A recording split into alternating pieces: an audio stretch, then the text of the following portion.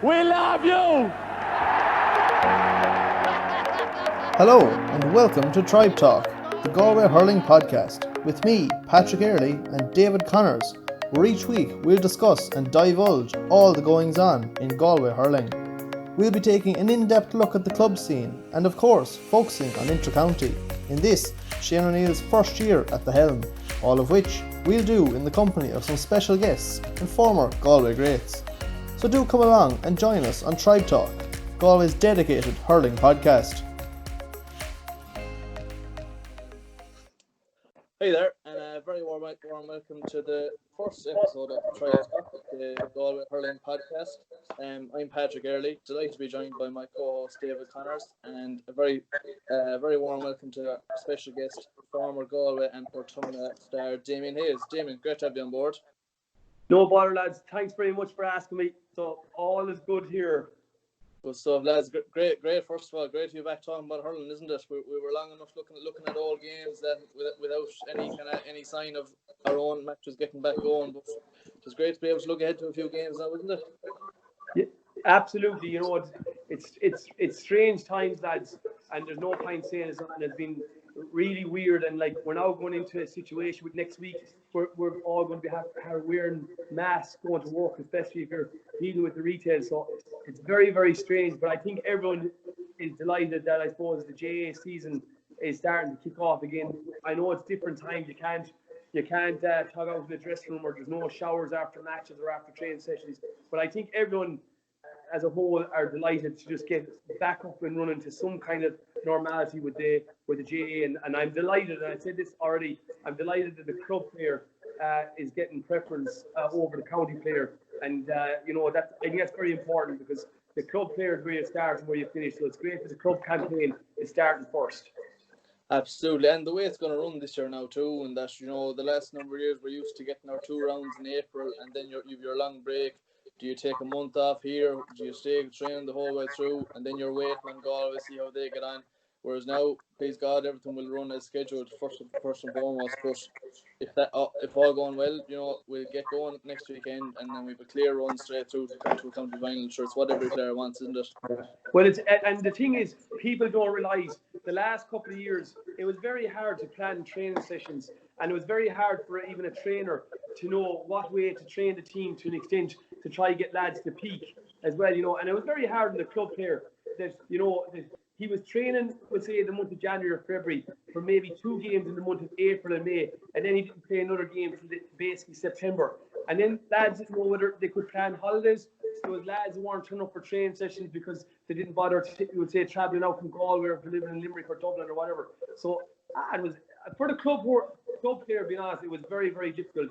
And then even for the trainers, it was hard to get them. And then it was hard for clubs, would say, that were paying trainers. It was difficult, but this year it's going to be different in the sense that the club championship is going to be played off, and that's something to be very excited about, because a team could get on a roll and could, spark for surprise in the county championship, which is something that's going to be brilliant this year.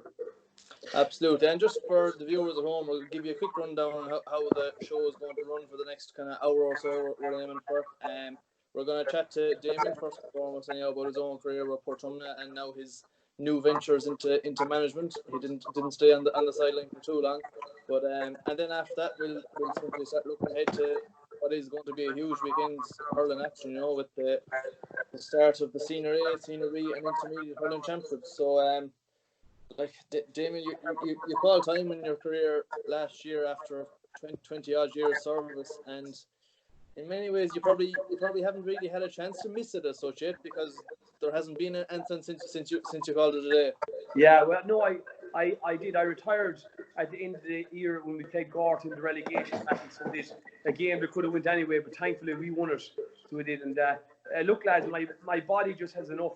I have a fierce sore shoulder, and I have problems with my athlete tendons at the back of my heels, and it just, I've said this before to people, it's anyone that at the end of their career will understand what I'm going to say, but the strength had gone out of my body regarding tackles or breaking a tackle or winning my own ball, and I just knew myself, lads. And then the other thing was, I didn't want to overstay my welcome, and I wanted to pass on the jersey. And look at Portumna in a little bit of a transition, And I wanted to give the young lads their chance, because it is an awful hard thing to do. Is that when you have a lad that's after giving 15, 20 years of service, and maybe he's an ex-county player, it's a very difficult thing to do as well, is to maybe even drop him, and bring in the young lads. So I didn't want to do or have any management team having to make any of them decisions. So I had made my decision that last year was my last year, and once we played Gort and we won the match, when the game was over, I just told the lads that was my last outing, and I thanked them for everything. And I wanted to say it to them inside in the dressing room, because we won as a team and we lost as a team, and we had great days and we had bad days. So I just wanted to say it to them and thank them for everything. But my turkey is cooked, and is now I do a little bit of training with the juveniles, and I'm doing a bit with Borrisokane, and that's where it is. And how has the time with Borrisokane been so far, Damien? It must be difficult during these kind of testing times with COVID and the whole lot. Sure. Once again, we went. I was asked in the month of November would I have interest in training Borrisokane. The management team came over to me 3 times, told me about the players they had. They were very young, all that thing, And being honest with you, it was like I had interest in doing it, and Borrisokane is only 15 minutes over the road, lads. So that was one thing. It wasn't an awful distance to travel, because we have a young family at home, so we do. I was training them 2 nights a week, and everything was going grand. So it was the month of January, we went back, January, February, March, and then the virus hit, and lads, I didn't see the lads for whatever 10 weeks, give or take, and next thing we just started back up there a couple of weeks ago again. So we'd only one challenge match played at the start of the year, and the lads have been coming down training, and in fairness, they're giving it everything. I couldn't ask for any more. But now they're going playing competitive matches, and for example, we're playing Turlough in a challenge match now tomorrow evening against their intermediate, Borrisokane intermediate. So it's at least, but it was enjoyable, and then it just completely stopped. So it was the weirdest feeling, And now you have your new rules that you can't tug out in the dressing rooms, and there's sanitizers, and you have to sanitize, and you have to write down lads' names and sheets who was at training, and you're not allowed to use a whistle, and you have to have your distancing to a certain extent. So everything's weird. It's really weird. And even going playing Turlough tomorrow in the challenge match, lads have to go to the match tug basically in their cars, and there'll be no showers after the match. So I suppose there'll be lots of deodorant. Just in terms of your own career, then, Damien, I was kind of looking back through the history books there, or before we came on, and 99 was a kind of a year that really stood out for me, where you were involved with the Galway, the minors that won the All-Ireland, and Portumna won the minor A against Crowell as well. It was a great year, but there was a bit of sadness involved for you as well, with the tragic passing of your brother. Did hurling offer you kind of an escape at that time, or how are your feelings on that year, or your memories from that period? Absolutely, and there's no point saying it wasn't. Keith died, so he did on April 10th, 1999. It's a date I'll never forget, and Keith is someone that I will never forget. I was very close to him, being honest with you. There was only a year and a half between us, and we slept in the one room.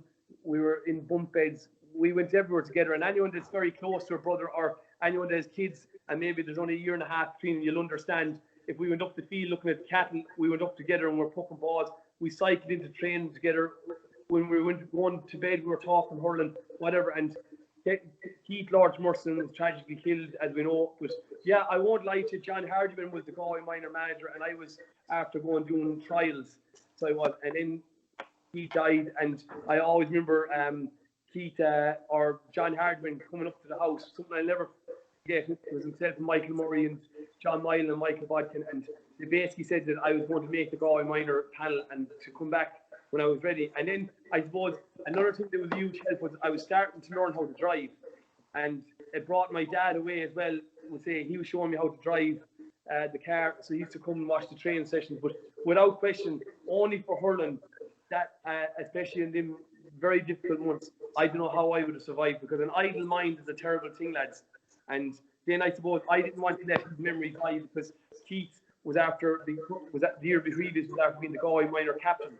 So I wanted to really hurl well for Galway, and then to win an All-Ireland minor was a huge pride and delight for me. But the hurling that year really helped me. I won't lie to you, and something I would never forget Galway and Portumna for.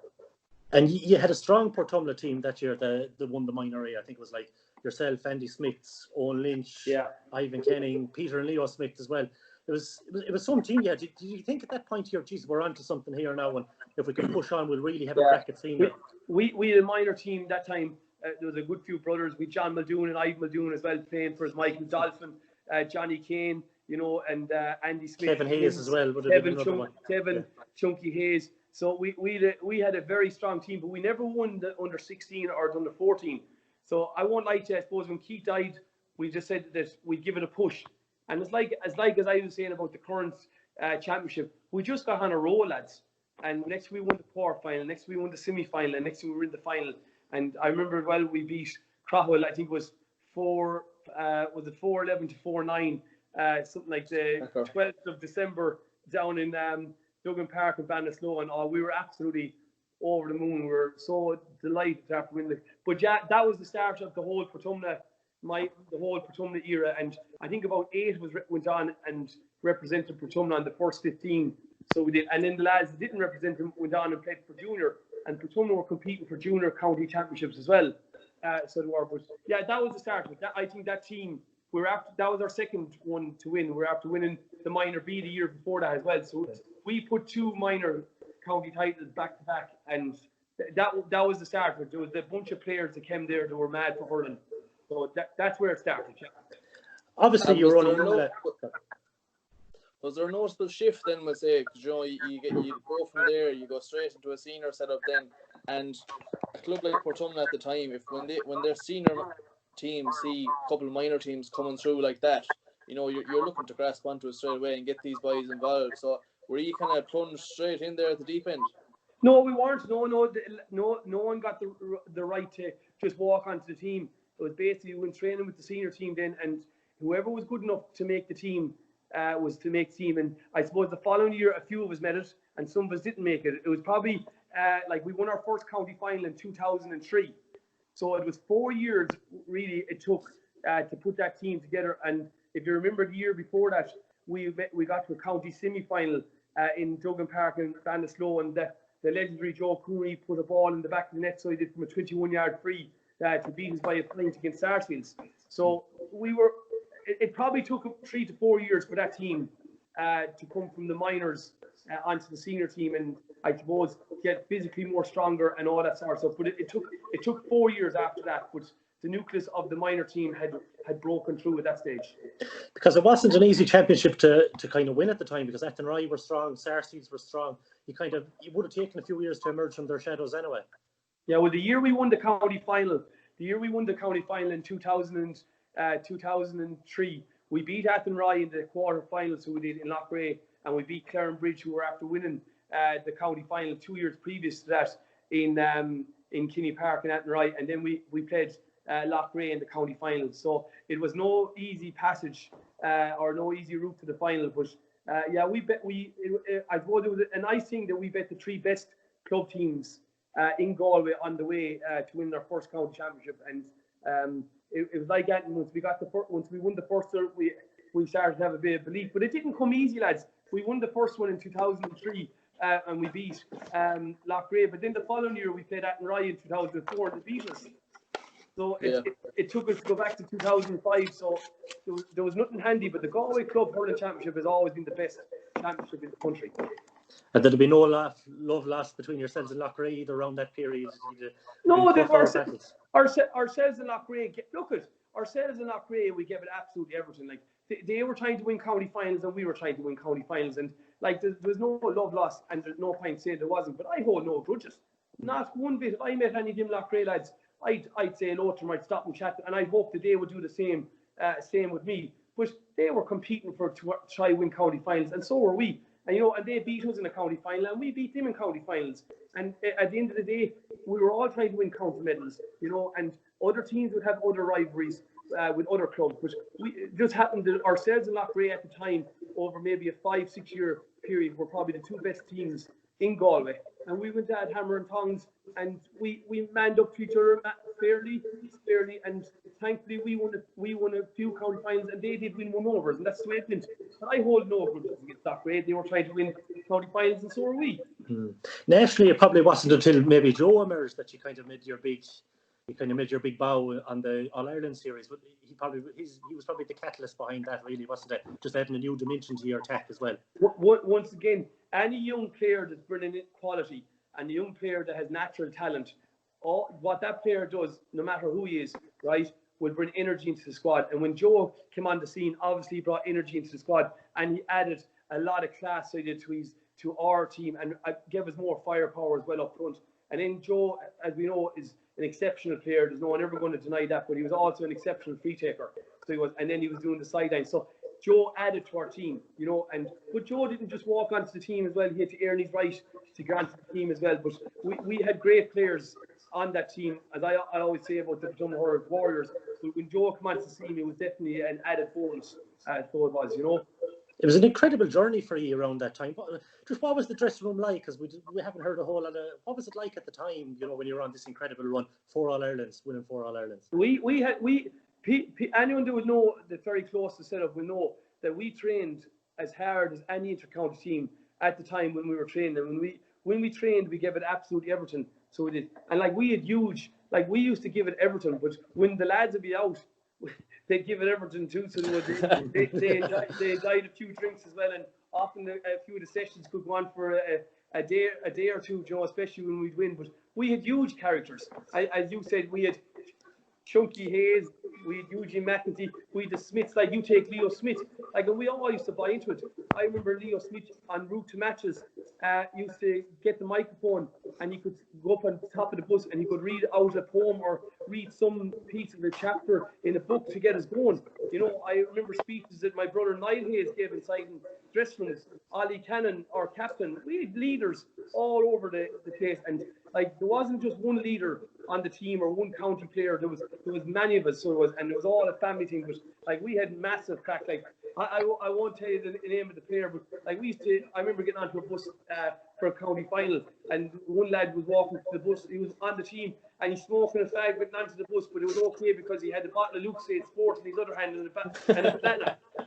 So he thought he was okay, but we had some great wins, but we had some great nights out as well, and that's what it's all about, lads. It's all about the memories. But look at the long and short of it was, lads. Someone would say, what was the ingredients? We just had a great bunch of players that came at the right time, lads.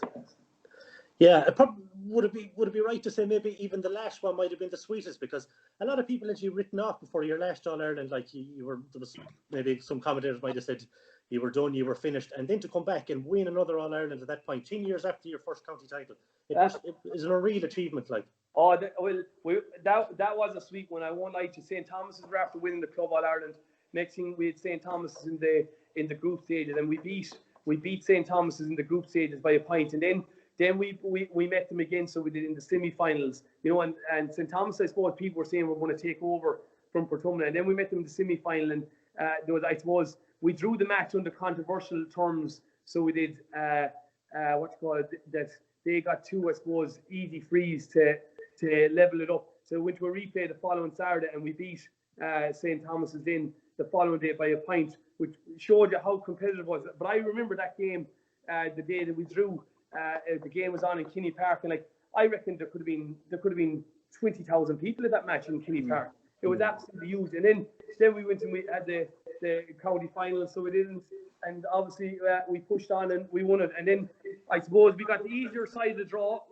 We played Dunloy, and then we got Mount Leinster Rangers in the All Ireland, and that was very sweet, lads, because that was the last one. There was lads had commitments, lads had a lot of responsibilities in their lives like this, and it was just great to put. We were technically nearly finished. It was lads were going down training and giving it their all, and half of us were injured, and without giving it everything for Portumna, and it was brilliant just to win that Club All Ireland. Since then, though, you've kind of experienced another side of the coin. It's been a difficult few years for you before your retirement there.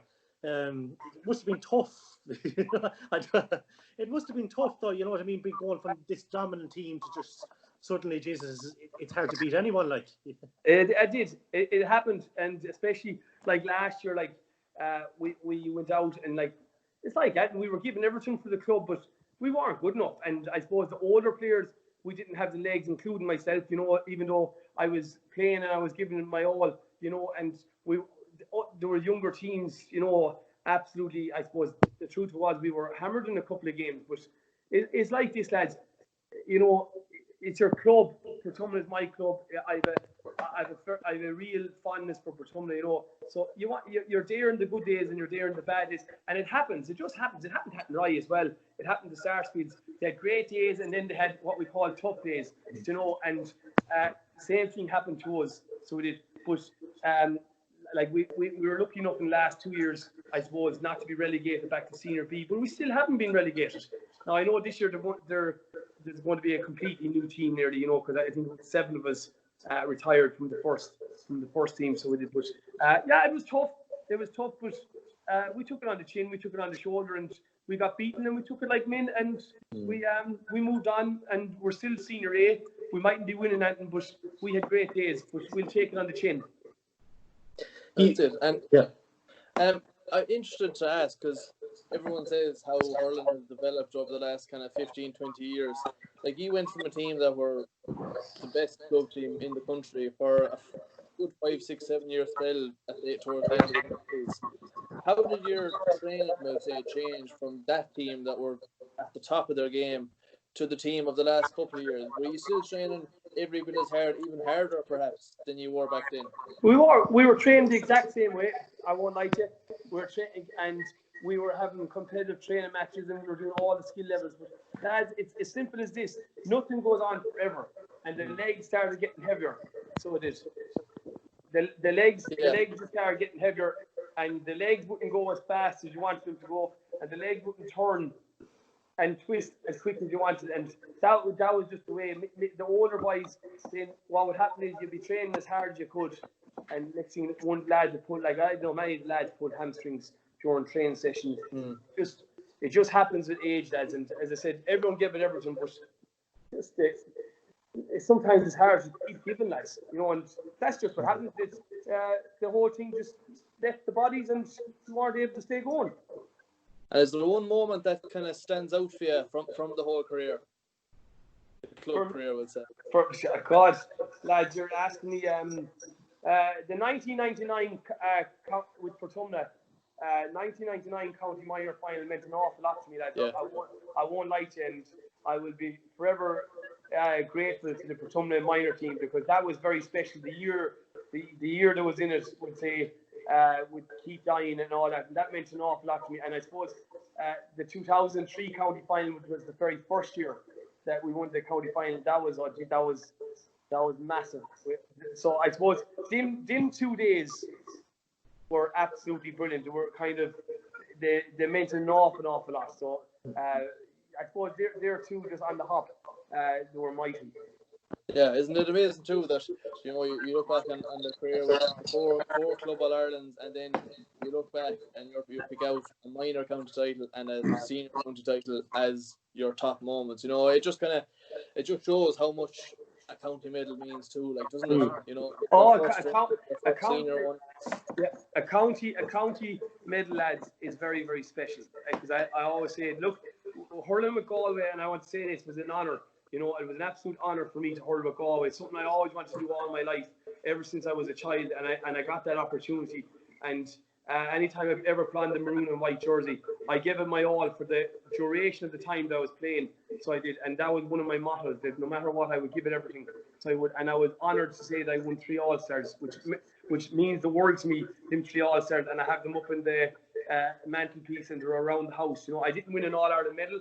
It was unfortunate, but as a man says, I am honoured to say that I hurled for Galway, right? And I had great days. But there's something just very special about winning a county medal with your club, with your brothers, with your neighbours, lads you set beside in school.